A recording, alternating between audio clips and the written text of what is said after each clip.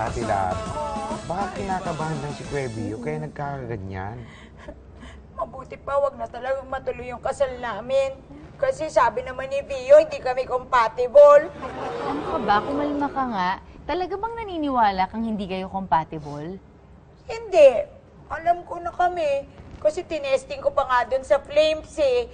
M yung lumabas, marriage. Tapos second opinion pa ako.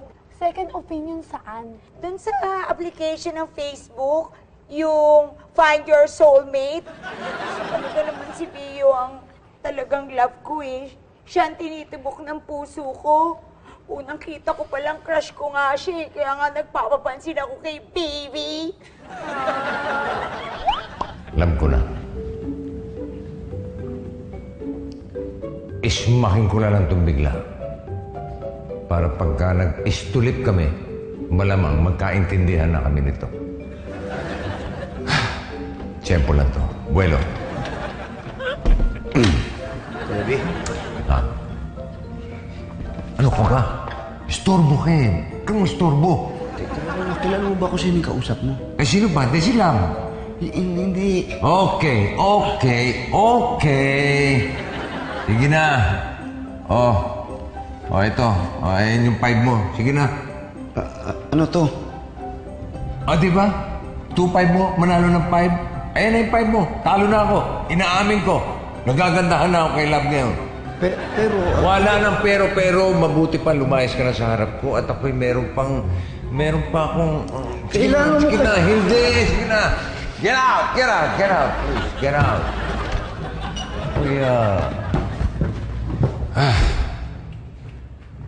Pipikit ko na ang aking mga mata. Pagkatapos, wet your lips. Kabila naman. Hinga malalim. Ito na.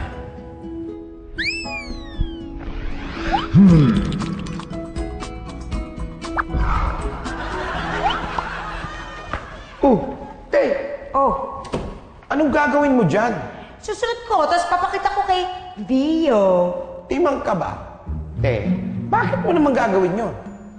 Eh kasi nakita ko si Bio kanina. Oh, Hawak-hawak niya yung cellphone, tapos meron siya tinitingnan mga nakabikining babae. Parang iba eh. Meron pa siyang may takam pa eh. May takam. May ganon. ganon? Sa tingin mo ba, te? Pikit-pikit sa'yo yun? Te, ang nakakapikit-pikit at nakakatakam-takam at ay yung mga 24 ang waistline. Sandali. Eto. Ayan. 24, di ba? 24. Tumalikod ka. Sukat ko to. Tayo mo ko. Ay. Ay.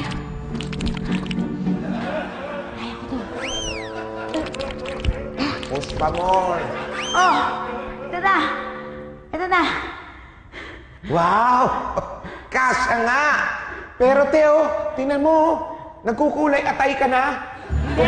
Komportable ka pa ba? Sino? Hanap ako ng hanap sa'yo, Bio. Nandito ka lang pala, nakikipaglampungan ka dyan. Love! Love! Love? Love mo siya? Hindi, Love ang pangalan niya. Pero, oo, love ko siya. Love, huwag ka nang malungkot. Tama na yan. Oo nga, Ate Lab. Isipin mo na lang. Sa dami ng mga lumapit kay Kuya Bio na chicks, ikaw pa rin ang pinili niya. Ba't ganyan yung nangyayari sa kanya? Sa kanila? Tama si Paulina. Bakit ganito nga yung nangyayari sa amin? Hindi nga kami pwedeng magsama dahil magkaiba kami ng ugali eh. Magulo siya sa gamit. Osi naman ako sa linis. Maingay siya. Tahimik ako. Opposite kami eh. Pusit. Oo nga. Bio. Hindi ba, normal naman yan eh, na magkaiba yung ugali ng magpartner. Ika nga, opposites attract. Malay mo, yun talaga yung dahilan kaya ka nagkagusto sa kanya. Alin, yung pagiging balahura niya? Ew, yeah. Ew daw. Yak daw. Tumigil ka, Aling Mercy. This is not funny. Mane, bakit nandito ka na naman? Oo nga. Hindi mo ba nakikita ang kaguluhang iniwan mo rito? Teka, wala akong kinalaman dyan, ha? Eh, bumalik lang ako para maningil. Nako, ibalik mo na lahat ng mga souvenirs na yan. Hindi na matutuloy yung kasal. Mali ka dyan, love. Parati naman akong mali. O sige, di ako na yung mali. O yan is slow clap mo na yung mukha ko para talaga matauhan na ako. Pwede ba? Hindi ikaw ang mali. Ang sinasabi mong hindi tuloy ang kasal, yun ang mali. Dahil tuloy na tuloy tayo bukas. Ibig ko sabihin, hindi na nagbabago yung isip mo. Tuloy yun na yung kasal natin, baby. Alam mo, sorry lang kung nakapag-isip ako na hindi tayo para sa isa't isa kanina.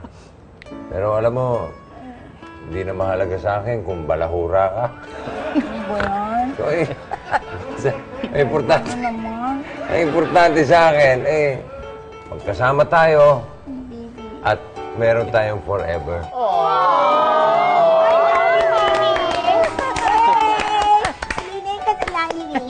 So, okay na. So, pwede ko na kayong singilin.